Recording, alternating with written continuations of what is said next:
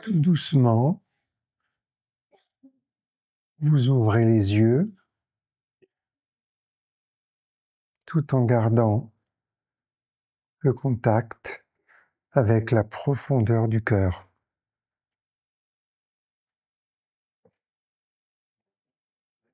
Donc vous êtes là, présent, conscient du cercle de méditation que nous faisons, tout en étant dans la profondeur du cœur, immergé dans le cœur.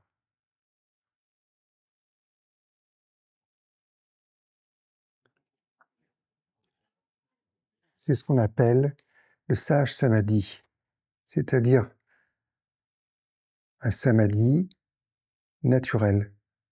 On est à la fois dans la profondeur du cœur et présent, là ici au groupe de méditation et au quotidien, à la vie. Et je vous le rappelle, ce que disait Mananda, c'est que quand on est en sage samadhi, les problèmes n'existent plus. Ils disparaissent, mais il n'y a plus de problème.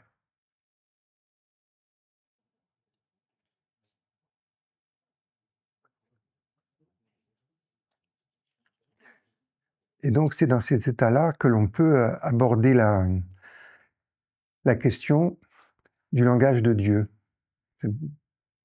Certains se posent, qu'est-ce que c'est? Ben, c'est le silence. Mais c'est un silence de la grande profondeur, un silence du cœur, du très fond du cœur. Et qu'est-ce qu'on fait comme maintenant?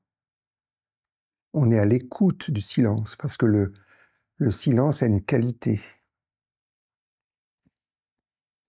Et cette qualité qu'on vient de recevoir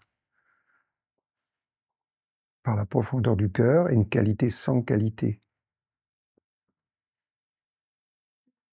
On dit que tous les états spirituels ont des niveaux de silence ou vibratoires ou de son.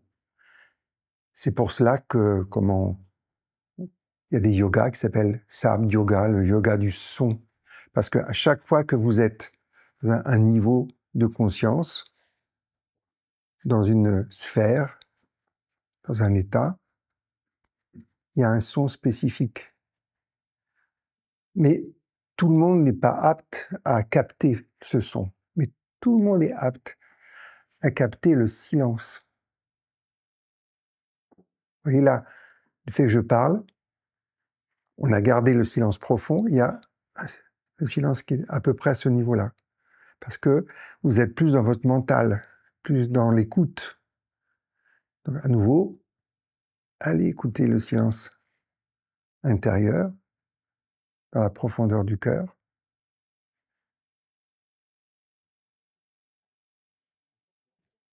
Et à partir de là, on va faire un essai. Vous allez rester ouvert, je vais, entre guillemets, vous parler le langage de Dieu.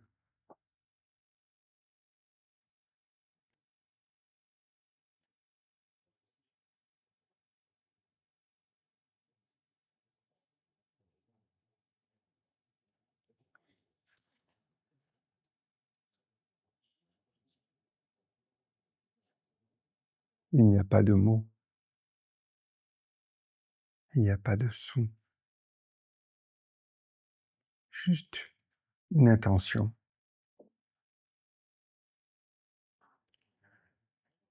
Et maintenant, vous allez répondre par le langage de Dieu, c'est-à-dire vous allez envoyer vers moi ce silence profond, ce silence du silence, vers mon cœur. Oui.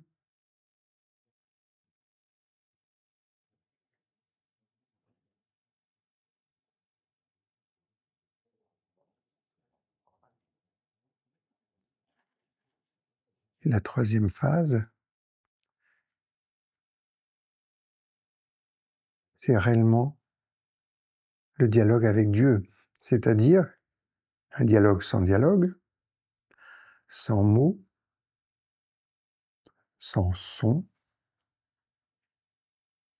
et il n'y a pas de mouvement. Et ce mouvement que je vous ai dit, de mon cœur vers le vôtre, du cœur vers votre cœur vers le mien, ça c'était pour nous mettre dans l'état du flux et du reflux du divin, certains diraient de la grâce divine, comme ça. Mais ça, c'est encore pour nous repérer. C'est ce qui fait dire à certains que c'est Dieu qui parle à Dieu, qui parle à Dieu. Donc il n'y a pas... C'est un mouvement, sans mouvement. Il n'y a pas de mouvement. Et on capte mieux l'idée de la résonance. C'est-à-dire que vous êtes comme ça, et votre cœur est en résonance avec le cœur des personnes qui sont en face de vous. La résonance divine.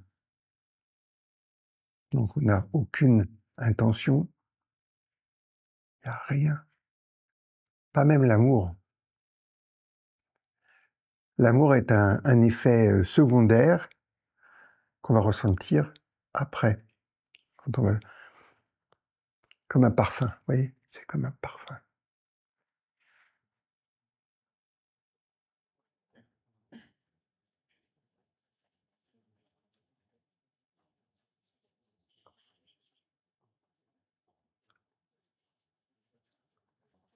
Ça, c'est le niveau de plus haute communication que nous pouvons avoir entre êtres humains.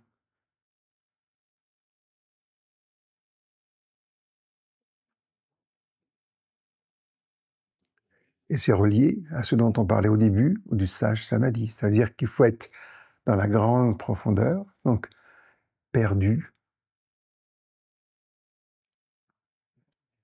en Dieu, dans le divin. Alors, un taoïste ou un bouddhiste va vous parler de la vacuité. Parce qu'il n'y a rien. Et c'est de là qu'émerge l'idée de être-té, basée sur cette vacuité, ce vide.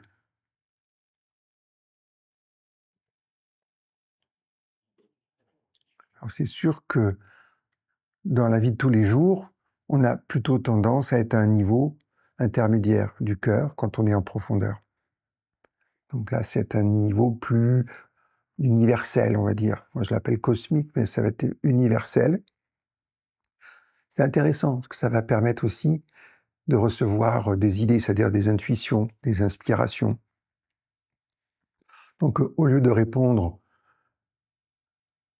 aux personnes, aux interlocuteurs, avec nos idées, sans les qualifier de bonnes ou de mauvaises, nos idées, on reçoit, on va dire, du mental universel, des idées qui sont beaucoup plus justes, qui sont en correspondance, en adéquation avec la personne et le besoin de la personne.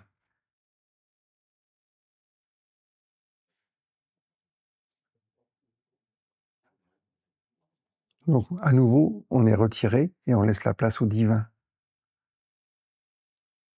Et ce qui est dit ou pas dit, ça se fait. Notre volonté n'est plus là. Alors c'est pour ça que, bon, je reviens à notre sujet aussi de base de Ho'oponopono, qui est cet état zéro. Où finalement, puisque tout est en nous, et que c'est la dimension divine qui est en nous, il n'y a pas besoin d'avoir d'intention sur l'autre, sur l'extérieur.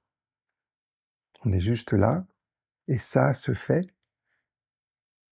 Et s'il y a un effet, c'est par résonance, non par volonté,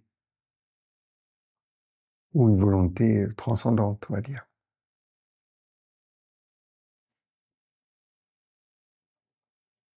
Hop. On efface tout ça, de ce que je viens de dire, et on se remet à nouveau dans la profondeur du cœur, et présent, à toutes et à tous.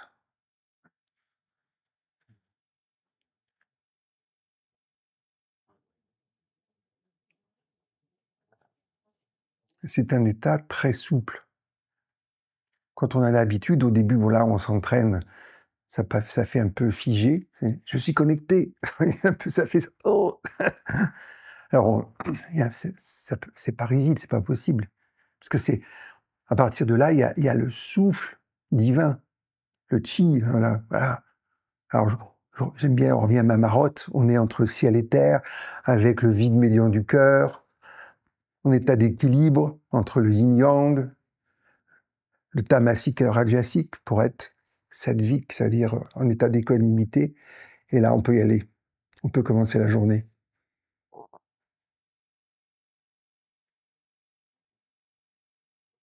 Quelque part, avec l'entraînement, tout ce que je viens de vous dire à l'instant, ça se met automatiquement en place. Comme on est entre ciel et terre, on néglige rien. On ne néglige pas nos obligations de tous les jours, on ne néglige pas les inspirations célestes. Et tout ça se combine harmonieusement dans notre petit cœur divin, multidimensionnel, ou sans dimension, pour ceux qui préfèrent. Voyez ? Et là, on est prêt à vivre et prêt à l'émerveillement.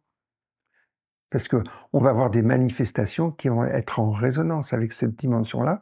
On va rencontrer des gens, des situations.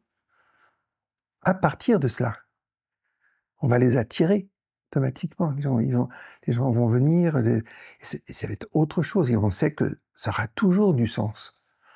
Alors, c'est pas angélique, bien qu'ils soient là, les anges, mais bon, c'est pas angélique. C'est juste, on va accueillir ce qui se présente à nous. Et là, on rejoint ce que disait Eva Boudji comme une bénédiction. Alors, il y a des bénédictions qui sont tout de suite un beau dessert, et puis d'autres il faut faire un certain chemin pour découvrir que ce sont des bénédictions. Ça s'appelle la vie. C'est des contrastes. Vous avez remarqué, pour nos enfants, quand il y a des poussées de croissance, ça fait mal, des fois ils ont mal dans les articulations. Et nous on sait, mais t'inquiète pas, ça va passer, c'est pas grave, c'est bien, au contraire, tu es en train de grandir. Ben voilà, c'est ce qui nous arrive aussi dans la vie. Et alors on est là, oh, ça fait mal, oui, ça fait mal, effectivement, mais la perspective est intéressante.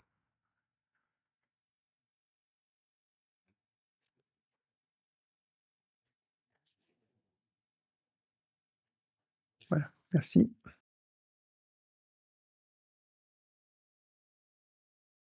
À partir du silence de Dieu et du langage de Dieu. Donc un langage sans langage, il y a tous les autres qui en ont découlé. C'est-à-dire que vous avez des langages spécifiques. Là, j'ai évoqué tout à l'heure les anges, ils ont leur langage aussi, qui à la base est un langage silencieux, vibratoire. Parce que, en final, les mots sont des sons, donc des vibrations. Vous avez remarqué que, pourtant, on est tous des êtres humains, mais on n'a pas le même langage. Alors, on capte, il y a une vibration, il y a un sens par des mots, voilà. Mais c'est la même chose pour les langages silencieux. Et donc, il y a certaines personnes qui ont cette capacité, on va dire, ce sont des traducteurs, de traduire ces vibrations. Alors, la vibration divine, ça c'est ce que les prophètes, messies, les grands maîtres et autres reçoivent et retranscrivent. Hein, on a voilà, la Bhagavad Gita, on a des Puranas, on a le Coran, par exemple, aussi, qui est transmis par Dieu via l'ange Gabriel, c'est-à-dire Djibril, aux êtres humains. C'est intéressant, même le mode de communication. Dieu donne tout aux prophètes d'un coup. Et après, Djibril, donc l'ange Gabriel, déroule l'enseignement, donc donne les sourates, graduellement pendant 23 ans.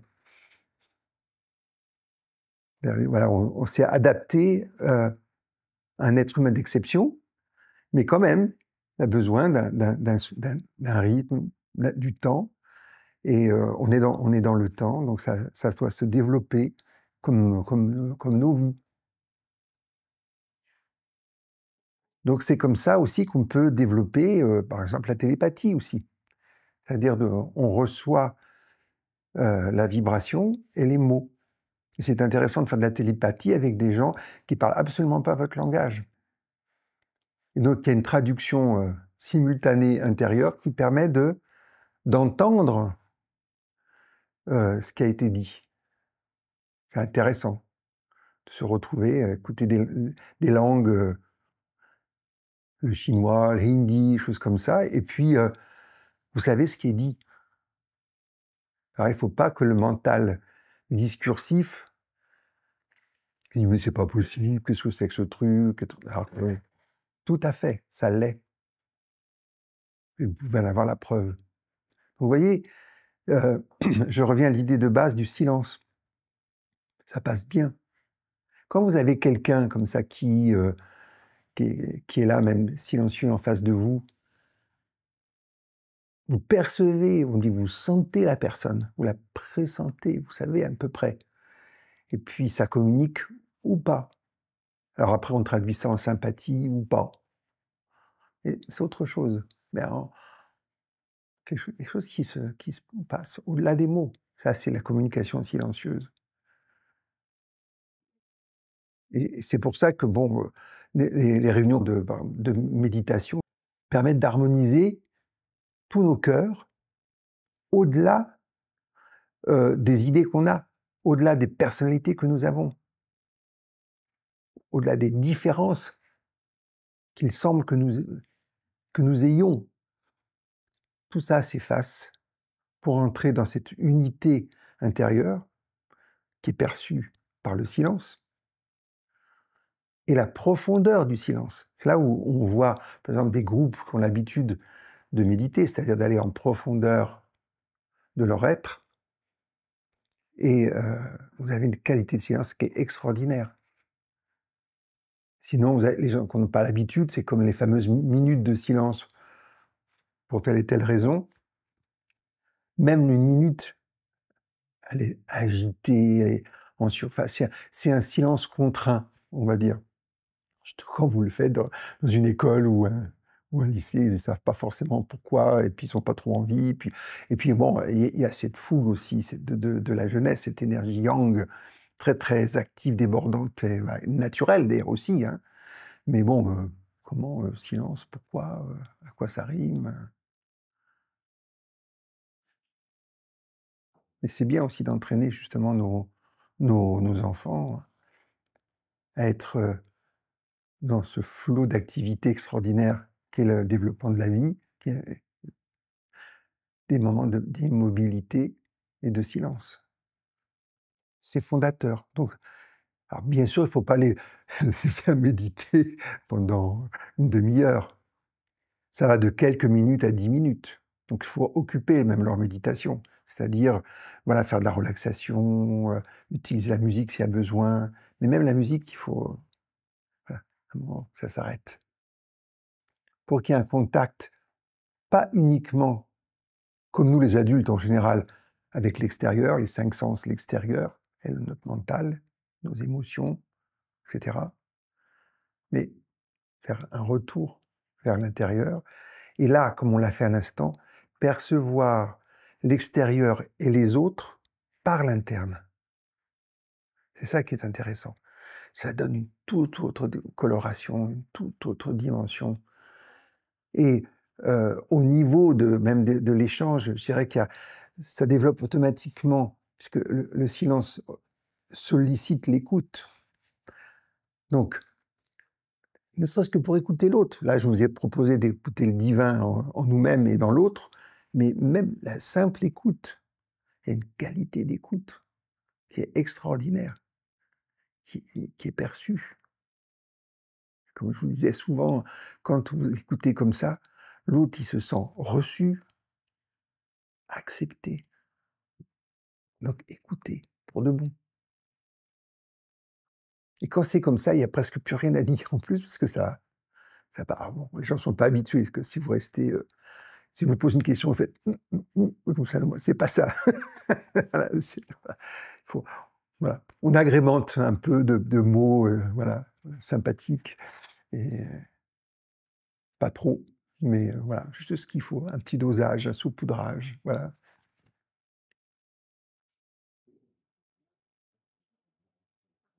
Et c'est pour ça que quand, dans le yoga, on parle de cette qualité de silence, de grande profondeur, du centre, on va dire, du centre, on dit que là émerge Satpad, c'est-à-dire la vérité. On voit d'ailleurs aussi bien dans le christianisme que le Sanatana Dharma, que l'islam. Voilà, on part et on parle de comment de Dieu comme vérité, comme réalité. Vous voyez un peu l'idée? Donc ça veut dire que quand on est dans cet état-là, on sait ce qui est vrai, ce qui est juste. Donc on peut émettre ce qui est vrai, ce qui est juste, de manière parfaite par le silence, de manière imparfaite dans la perfection par les mots. Et on est en contact avec ce qu'on appelle la réalité. C'est ça la réalisation. Réaliser ce qu'est la réalité. Alors, il y en a qui ont réalisé le soi. Alors, c'est devenu comme réaliser Dieu, comme s'unir à Dieu. C'est la même chose, ce sont venus des concepts. Alors que bon, pour ceux qui le vivent, c'est quelque chose qui est là, qui est la base, qui est le support même de ce qu'ils sont. Donc ils vont vivre à partir de cette dimension et communiquer avec cette dimension. Et on retrouve dans le yoga Sat Chit Ananda, ça veut dire que Sat c'est l'existence, donc c'est ce qui est l'existence. Chit c'est la conscience de l'existence. Et Ananda, qui est la félicité, donc là on traduit par la joie, qui émane de tout cela. Donc, vous voyez, donc, c'est pour ça que souvent, les êtres qui sont dans cette dimension ont ce rayonnement, donc il y a un souffle qui parle d'eux, et il y a cette joie profonde, cette félicité radiante et communicante aussi. Il y a une forme de partage. Mais ils n'ont pas l'idée qu'ils le font. Ça se fait. Et c'est pas l'idée d'utiliser de l'énergie, de la balancer. Ça marche aussi, mais c'est juste. Voilà. Pour ça que la symbolique, c'est la symbolique du soleil. Le soleil, il existe en tant que tel, et il irradie, il chauffe tout autour de lui, mais il existe, c'est tout. C'est ça. Il existe. Et tous en bénéficient. Nous en bénéficions. C'est la symbolique qui a été utilisée aussi dans certaines religions, de certaines voies.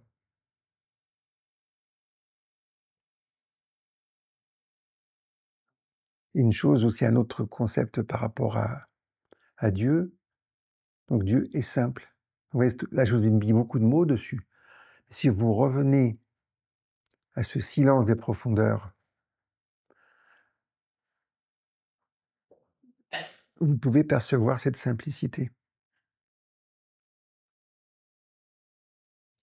C'est pour ça qu'il est dit que l'homme est complexe et doit retourner à la simplicité divine. Mais en lui, c'est pas un credo. Soyez simple. Hop, première complexité à dégager. Non mais, ce ne sont pas des concepts, ce sont des vécus. Donc vous voyez, donc, quand vous rentrez dans cette dimension profonde du cœur,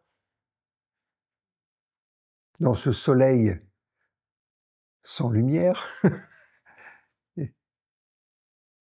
Voilà, il émane tout ce que je viens de vous dire, en toute simplicité. On revient encore. Silence, simplicité. Ce qui fait que quand dans nos vies, c'est pas simple, on sait ce qu'on a à faire.